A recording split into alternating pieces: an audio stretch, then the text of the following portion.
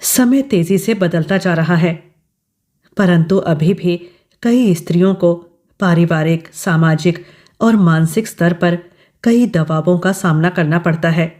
इस प्रकार की स्त्री जीवन की जटिलताओं, भावनात्मक संघर्ष और समाज की विसंगतियों को अत्यंत संवेदनशीलता के साथ नीरजा हेमेंद्र जी ने अपनी कहानियों में अभिव्यक्त किया है।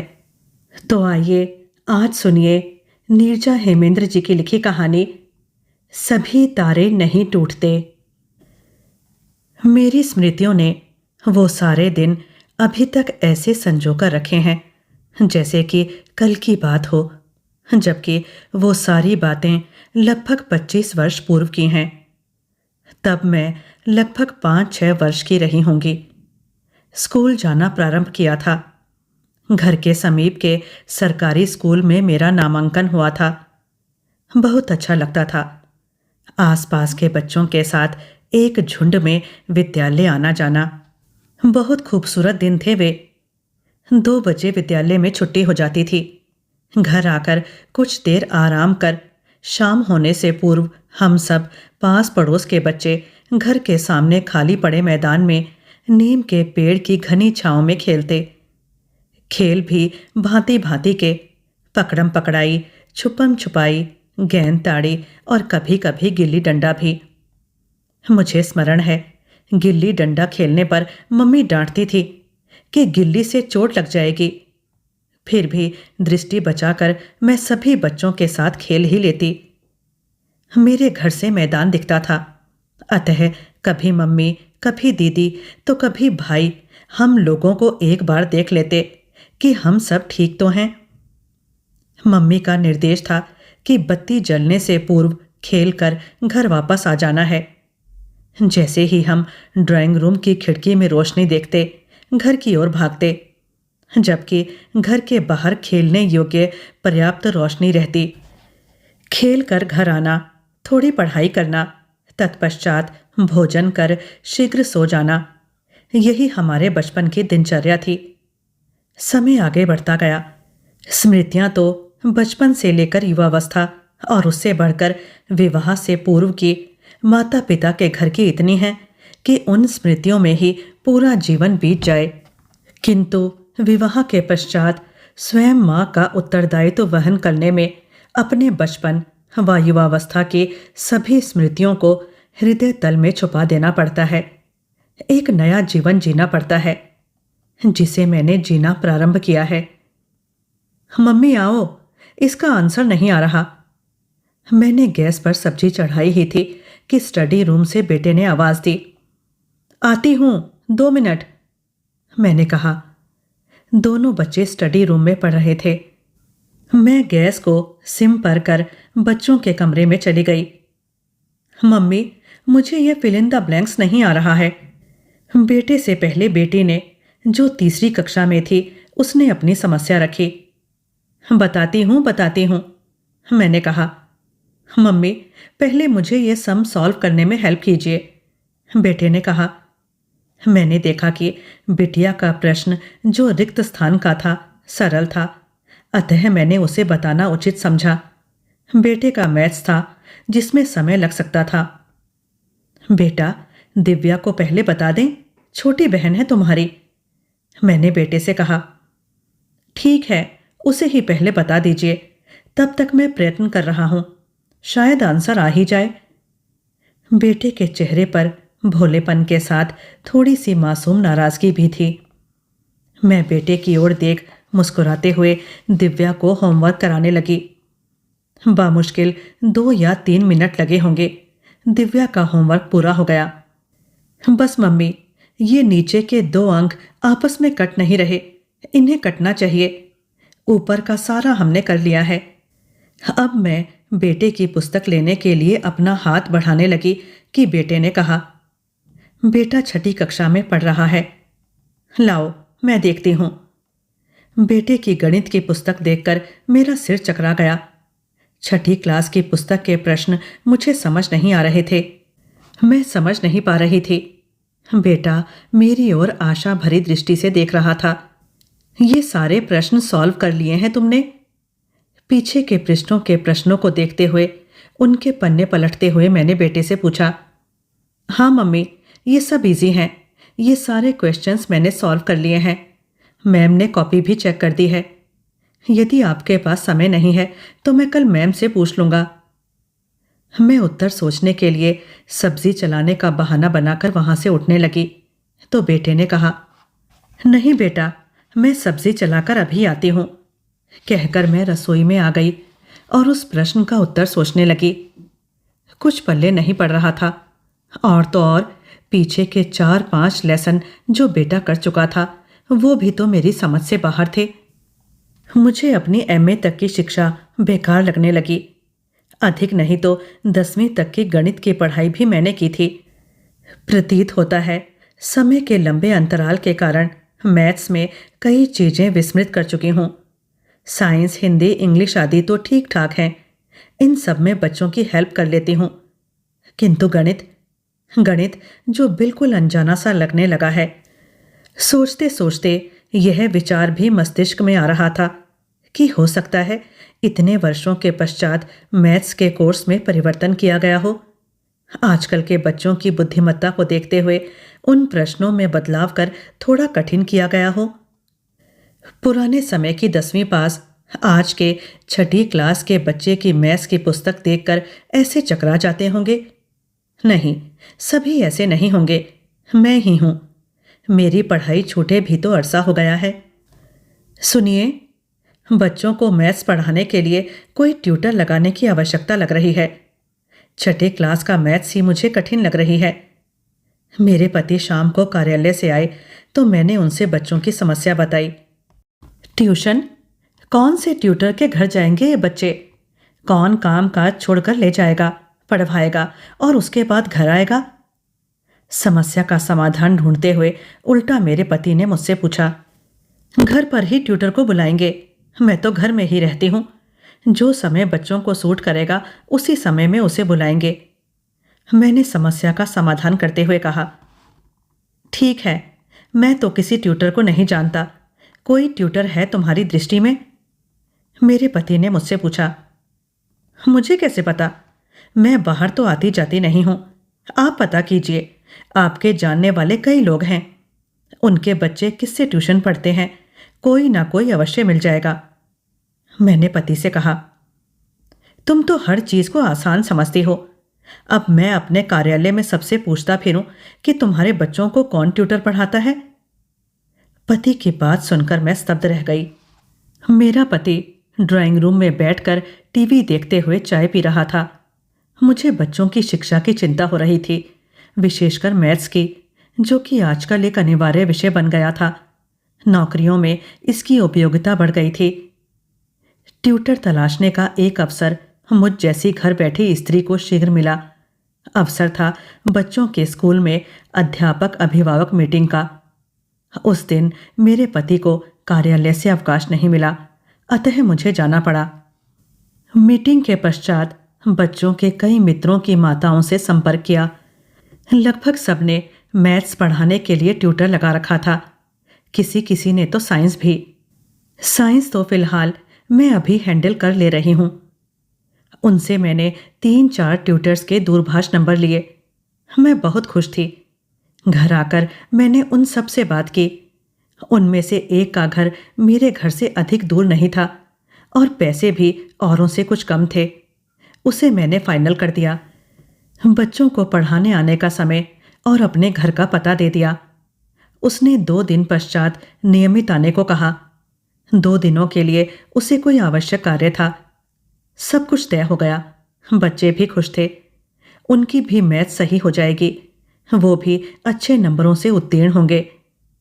मैंने एक ही दिन में बच्चों के लिए ट्यूटर ढूंढ लिया, पैसे भी तय कर लिए और उसके आने का दिन और समय सब कुछ एक ही दिन में कर लिया। शाम को मेरे पति कार्यालय से आए तो मैंने उनसे उत्साहित होते हुए कहा, ये बात मैंने बच्चों के भविष्य को लेकर प्रसन्नता के कारण कहा, अतः उत्साह स्वाभाविक था। ओह, तो बहुत बड़ा मैदान मार लिया। ट्यूशन की फीस भी दे देना। बच्चे भी मेरे साथ खड़े थे। पापा की बात सुनकर उनका मुस्कुराता चेहरा ऐसे उतरा जैसे कोई आकस्मिक बुरी घटना घट गई हो। बच्चों के लिए मैंने प्रयत्न किया। उससे प्रसन्नता व्यक्त करने के स्थान पर आप मुझे हतोत्साहित कर व्यंग कर रहे हैं। मैंने रुआंसी होते हुए कहा, मैंने ट्यूटर लगा दिया है। कुछ बड़बड़ाने के अंदाज में बोलते हुए मेरे पति अपने कमरे में चले गए। बच्चों के लिए कुछ कर दिया तो तुम ऐसे क्यों कह रहे हो? तुमसे कितनी बार कहा कि बच्चों को मैथ्स में दिक्कत हो रही है, कोई ट्यूटर लगा दो। तो तुमने कहा था कि तुम किसी को नहीं जानते, इसलिए मैंने प्रयत्न किया। ट्यूटर मिल गया तो बच्चों के लिए खुश होने के बजाय तुम ऐसे बोलोगे? मैंने कहा, ऐसा कमाल कर दिया जो घर में आज तक नहीं हुआ था। कमरे से ही मेरे पति ने कहा। उसके स्वर इतने ऊंचे थे कि मुझ तक पहुंच सकें। स्तब्ध सी मैं चुप हो गई। मुझे समझ नहीं आ रहा था कि उसकी इस बात का क्या उत्तर दूं। रोऊं, झगड़ूं या ट्यूटर को हटा दूं? बच्चों के भविष्य के साथ अन्याय कर दूं? अपने अहम में बच्चों को सफलता की रेस में पीछे कर दूं? कुछ भी तो नहीं समझ में आ रहा था। ये सब सोचकर मेरे नेत्र छलक आए। कुछ अश्रुओं को मैंने अपने आंचल से पोंछ लिया, कुछ को नेत्रों में वापस खींचकर पी लिया और अपने घर गृहस्थी के कार्य में लग गई। ट्यूटर को मैंने बुलाया। उसे वह समय दिया जब बच्चे नाश्ता कर कुछ देर आराम कर लें, जितना संभव हो होमवर्क भी कर लें। सबसे बढ़कर बच्चे जब पढ़ रहे हों उसी बीच मेरा पति भी घर आए और बच्चों को पढ़ता हुआ देख ले। इसका मुख्य कारण यह था कि ट्यूटर की फीस उसे ही देनी है। कहीं वो यह ना कह बैठे कि मैंने तो बच्चों को पढ़ते हुए देखा ही नहीं, क्योंकि मेरे व उसके बीच विश्वास कुछ कम हो रहा था। बस दिन इसी प्रकार व्यतीत हो रहे थे। बच्चे प्रसन्न थे कि उन्हें मैथ्स पढ़ाने के लिए ट्यूटर आने लगा है। तब से वो भी मैम के पूछे प्रश्नों के उत्तर झट से दे देते हैं, क्योंकि अधिकांश के उत्तर उन्हें आते होते हैं। आज रविवार का यानी अवकाश का दिन था। बच्चे अवकाश एंजॉय करने के मूड में थे, अतः बैठकर कैरम खेल रहे थे। शाम को मेरे पति के कार्यालय से कोई आ गया। संजना के बच्चों के लिए तुमने अच्छा ट्यूटर लगवा दिया है, वो कह रही थी कि बच्चे इस बार अच्छे नंबरों से उत्तीर्ण हुए हैं। आए हुए उस व्यक्ति के स्वर मेरे कानों में पड़े। मित्रता में ऐसा करना ही पड़ता है। पूरा कार्यालय जानता है कि संजना मेरी गहरी मित्र है, मेरे पति ने कहा और दोनों हंस पड़े। और क्या कह रही थी मेरे बारे में? मेरा पति अत्यधिक उत्सुकता से पूछ रहा था। मैं चाय देने ड्राइंग रूम की ओर जा रही थी कि उनके स्वर मेरे कानों में पड़े। उनकी बातें सुनते ही मेरे पैर लड़खड़ा गए, जिससे ट्रे में रखे प्याले आपस में टकरा गए। प्यालों के टकराने के स्वर सुनते ही वे दोनों खामोश हो गए।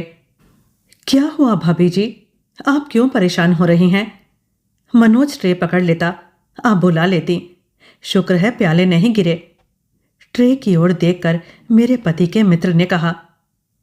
मेरा पति फिर भी नहीं उठा।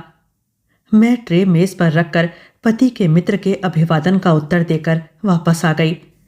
आते ही सदमे से कांपती हुई अपने कमरे में जाकर बेड पर लेट गई। मेरे पैरों के नीचे से मानो जमीन खिसक गई हो। मेरे नेत्रों से अश्रु बहने लगे। मन हो रहा था कि जोर जोर से रोऊं, किंतु मन की इच्छा मन में ही दबाकर चुपचाप रोती रही। मुझे मात्र बच्चों की चिंता थी। आज तक मैंने किसी बात पर अपने पति को पलटकर जवाब नहीं दिया था। आज मुझे इस प्रकार रोते देखकर बच्चों के कोमल हृदय पर नकारात्मक प्रभाव ही पड़ेगा, कोई लाभ नहीं होगा। किंतु मैं स्त्री थी, पति के पैसों पर आश्रित। यदि बात आगे बढ़ गई तो मैं कहाँ जाऊंगी? बच्चों के बिना मैं रह नहीं सकती। बिना पैसों के बच्चों को लेकर कहाँ जाऊंगी? कैसे पालूंगी? कैसे पढ़ाऊंगी? इस समय अनेक प्रश्न मेरे मन में उठ रहे थे, जिनका कोई समाधान दूर दूर तक नहीं सूझ रहा था। मेरा पति किसी पराई स्त्री के साथ इन्वॉल्व हो गया है। मैंने सुना है, समाचार पत्रों में पढ़ा भी है कि ऐसे अवैध संबंधों में व्यक्ति अंधा हो जाता है वो अपने परिवार, बच्चों के बारे में नहीं सोचता। टीवी पर समाचारों में देखा है कि कहीं कहीं पुरुष दूसरी स्त्री के लिए अपनी पत्नी की हत्या तक कर देते हैं। ओह, यह सब सोचकर मेरी आत्मा कांप गई। पुनः मेरे मन में विचार आया कि मेरा पति ऐसा नहीं कर सकता। मैं सारा दिन अपनी गृहस्थी को संभालती हूँ। भोजन में उसकी पसंद का ध्यान रखना, बच्चों का पालन पोषण, देखभाल, उनकी शिक्षा मैंने अकेले ही की है। उससे कभी कोई सहायता नहीं मांगी कि बच्चों का भोजन मेज पर रख दो या उनका बिस्तर ठीक कर दो। मैं अकेले सब कुछ करती रही। उसने अपनी तरफ से कोई सहायता नहीं की। यहाँ तक कि उसके पति ने ऊंचे स्वर में बात की तो मैंने प्रतिकार स्वरूप कभी जवाब भी नहीं दिया। क्या कमी रह गई थी उसमें कि उसके पति को दूसरी स्त्री अच्छी लगने लगी? उस स्त्री के साथ संबंधों के नीचे अपने बच्चों से स्नेह और उनके भविष्य को भी दबा दिया। मैं अभी तक रो रो कर अपना स्वास्थ्य व मानसिक स्थिति खराब कर रही थी। इसी स्थिति में 1 सप्ताह व्यतीत हो गया। बच्चे नहीं समझ पा रहे थे कि मेरी माँ को क्या हो गया है। वो क्यों छुप छुप कर रोती रहती है। मम्मी, आपकी तबीयत ठीक नहीं रहती क्या? आप दवा क्यों नहीं लेती? एक दिन मेरी बेटी ने मुझसे पूछा, जबकि रोकर मैं अपने अश्रु पहुंच चुकी थी। फिर भी ना जाने कैसे वो जान गई। नहीं बेटा, मैं ठीक हूं, बेटी से कहकर मैंने अपनी दृष्टि दूसरी ओर घुमा ली। मम्मी, आपको कहीं ना कहीं दर्द हो रहा है, आप दवा लीजिए। दर्द के कारण आपको कई बार रोते हुए देखा है। बेटी अपनी बात पर दृढ़ थी कि मैं दवा लूं। ठीक है, ले लूंगी, तुम पढ़ने जाओ। मैं बेटी को अपनी समस्याओं से दूर रखना चाहती थी। ऐसा क्यों होता है?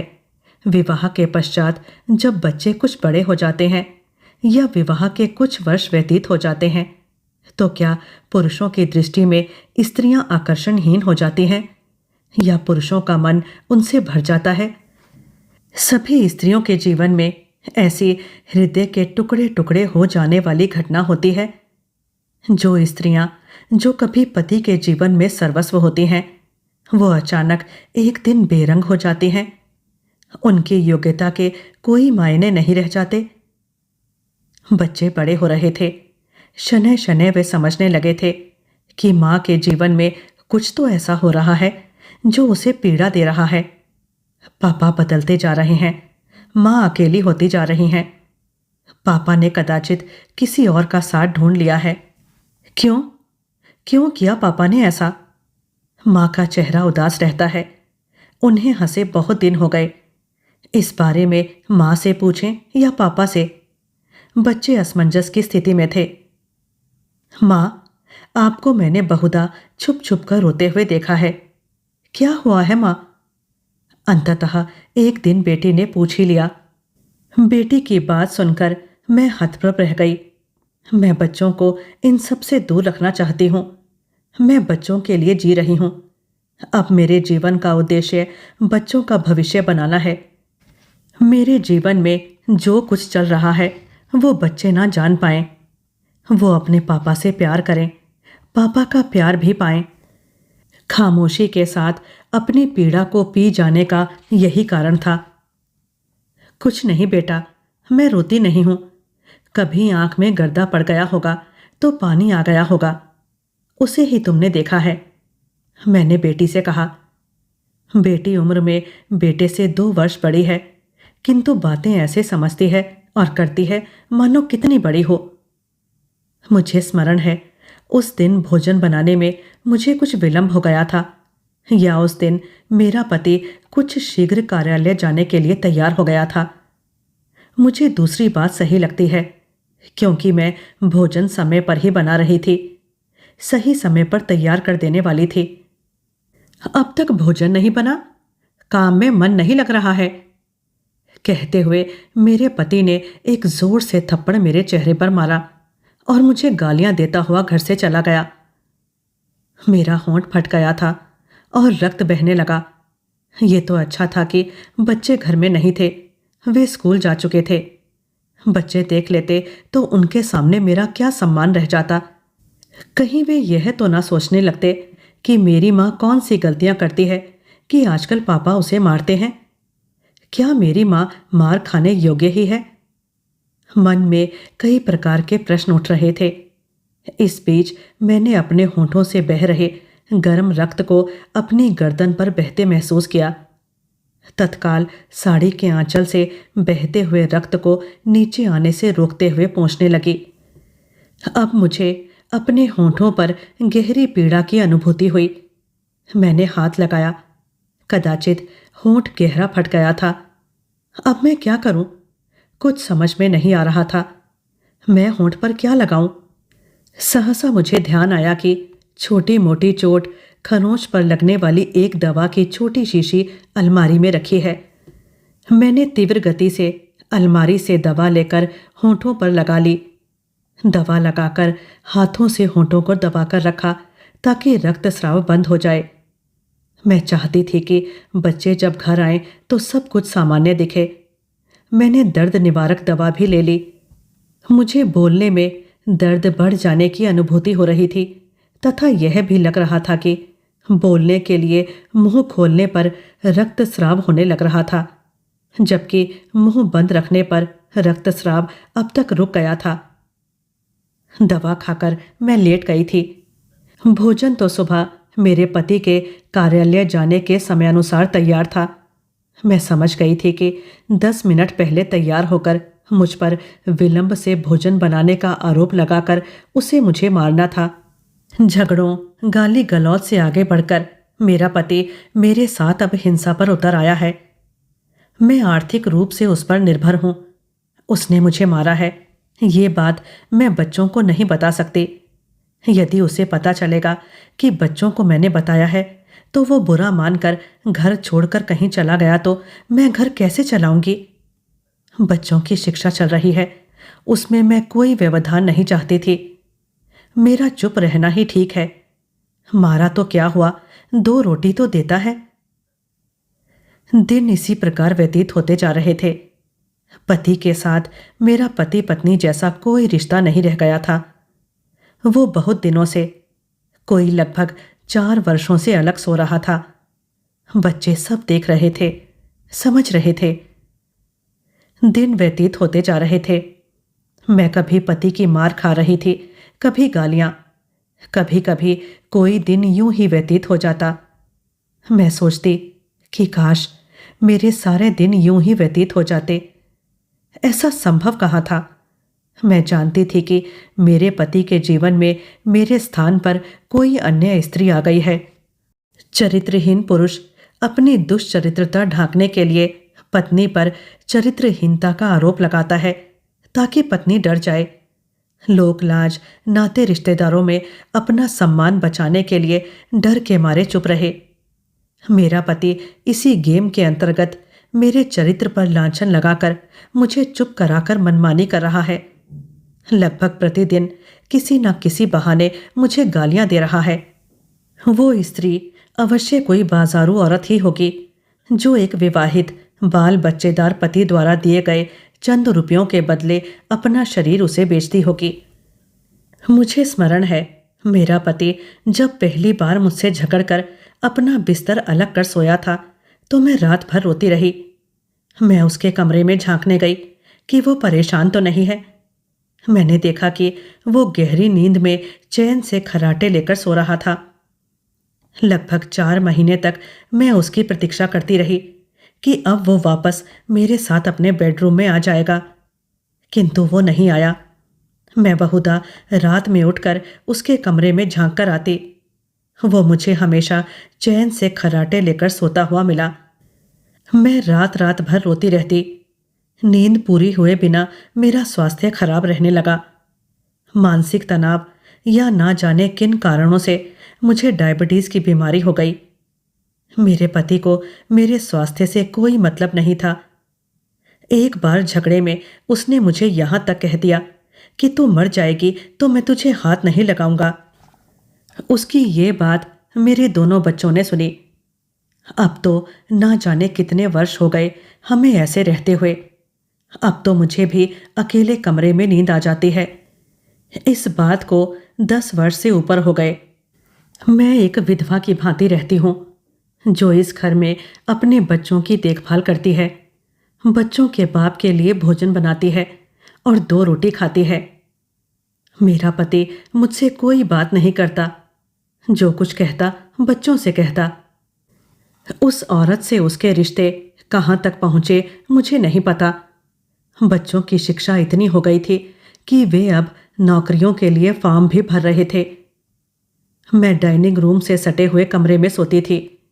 मेरा पति अपने पहले वाले बेडरूम में ही सोता था। जिसमें मैं सोती थी वो कमरा ठीक था, बस मेरे पहले वाले बेडरूम से छोटा था। एक फोल्डिंग पलंग आराम से लग जाता था।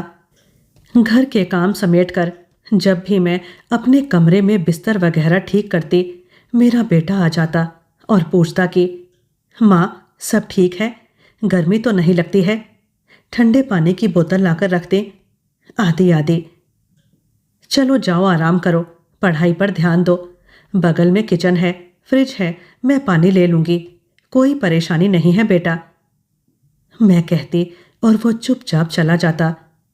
पता नहीं वो मेरी डबडबाई आंखें देख लेता था या मेरी डांट खाकर चुपचाप चला जाता। मेरे बेटे का ये स्वभाव था कि वो जब भी मुझे उदास देखता या मेरी भीगी आंखें देखता तो अवश्य पूछता, क्या हुआ माँ, पापा ने कुछ कहा है क्या? नहीं बेटा, सब ठीक है, कहकर मैं अपने काम में व्यस्त हो जाती। व्यस्तता इसलिए बनाए रखती ताकि बच्चों को कुछ भी पता ना चले। माँ, मेरी नौकरी के साक्षात्कार का लेटर आया है। 2 दिनों पश्चात मुझे मुख्यालय में इसके लिए जाना है। एक दिन बेटे ने ये खुशखबरी दी। क्या तुमने लिखित परीक्षा पास कर ली है? मेरी प्रसन्नता छुपाए नहीं छुप रही थी। मुझे गर्व हो रहा था अपने बेटे पर कि इतनी कम उम्र में उसने नौकरी की लिखित परीक्षा उत्तीर्ण कर ली, जबकि बड़े और महंगे कोचिंग अटेंड करके भी अनेक बच्चे नहीं कर पाते। मेरा बेटा स्वयं पढ़कर ना जाने कब उसने परीक्षा दी और उत्तीर्ण भी हो गया। इस कठिन समय में यही मेरे लिए बहुत बड़ी खुशी की बात थी। मैं नहीं चाहती कि ये खुशी की बात मेरे पति को अभी पता चले, किंतु ये बात अपने बेटे से कैसे कहूँ? मम्मी, पापा को ये बात ना बताना, मेरे बेटे ने कहा। मेरे मन की बात मेरे बेटे ने स्वयं कह दी। बेटा, पापा मुझसे बात नहीं करते। घर से संबंधित कोई बात होती है तो वो तुम लोगों से ही कहलवा देते हैं, मैंने बेटे से कहा। बेटा साक्षात्कार देकर आया, सफल रहा। अश्रुओं से भीगे मेरे आंचल में खुशियां भर गई। उसने पास के शहर में नौकरी ज्वाइन कर ली। वो प्रतिदिन बस द्वारा आता जाता। मैं बेटे का परिश्रम और परेशानी समझती। उससे कहती कि वो वहीं कहीं कार्यालय के समीप अपने लिए एक छोटा सा घर देख ले। अवकाश में यहाँ घर आ जाया करे। प्रतिदिन उतनी दूर बस से आना जाना, साथ ही कार्यालय का काम भी करना, एक कठिन और परिश्रम का कार्य मेरा बेटा कर रहा है। ठीक है माँ, सैलरी मिलेगी तो अगले महीने वह भी कर लूँगा, बेटे ने कहा। माँ, आप अपना सामान पैक कर लीजिए। बिट्टू, मेरी बेटी के घर का नाम, को भी कहिए सामान पैक कर ले। मैंने किराए पर एक घर ले लिया है, आप सब मेरे साथ रहेंगे। वो अवकाश का दिन था। मेरा पति भी घर में था। वो ठगा हुआ सा हम सबकी ओर देख रहा था। वो समझ नहीं पा रहा था कि ये सब क्या हो रहा है। मैं अपने रूम में जाकर अपने कुछ कपड़ों को अटैची में पैक करने लगी। मैं तो कोचिंग कर रही हूँ, उसका क्या होगा, मेरी बेटी ने कहा। वहाँ एक अच्छी कोचिंग है, देख लिया है, आगे की तैयारी वहीं से करना, बेटे ने कहा। बेटी ने भी अपनी पुस्तकें और कुछ कपड़े दूसरी अटैची में भर लिए। हमने सामान दरवाजे से बाहर रख दिया। बेटा कैब बुक करने लगा। तुम रुक जाओ बिट्टू, तुम्हारी तैयारी पूरी हो जाने दो, मेरे पति ने बेटी से कहा। नहीं पापा, अब नहीं, हम माँ को धीरे धीरे खत्म होते नहीं देख सकते। आप माँ के बिना रहना चाहते थे तो रहिए, ये वही माँ है जिसने हमारे लिए ट्यूटर की व्यवस्था की थी, क्योंकि आपके पास हमारे लिए समय नहीं था। किंतु कार्यालय की एक औरत के बच्चों के लिए आपके पास समय था। हम बच्चे थे, किंतु समझ सब कुछ रहे थे। मैं माँ को छुप छुप कर रोते हुए अब नहीं देख सकती। बस इससे अधिक मैं आपसे कुछ नहीं कह सकती। बेटी ने कहा। कैब आ गई थी। बेटे बेटी ने सामान रखा।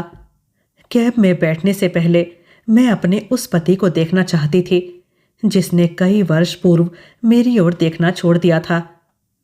लुटा पिटा, उदास चेहरा लिए ठगा सा एक व्यक्ति अपने परिवार को उसे अकेला छोड़कर जाते हुए देख रहा था। इस समय उसको सहारा देने के लिए उसके पास कोई बाजारू औरत नहीं खड़ी थी। उसकी पत्नी जो उसके जीते जी विधवा सा जीवन रो रो कर जी रही थी, वो अपने जीवन की ढलती सांझ में शांति और एक सुखद अनुभूति महसूस करते हुए अपने बच्चों के साथ उस व्यक्ति से छुटकारा पाकर जा रही थी। स्त्री को अपनी पहचान स्वयं बनानी चाहिए और अन्याय के विरुद्ध खड़ा होना चाहिए। इसी सुंदर संदेश के साथ मुझे आज्ञा दीजिए और कथा साहित्य से जुड़े रहिएगा। अपने कमेंट्स जरूर लिखिएगा। धन्यवाद।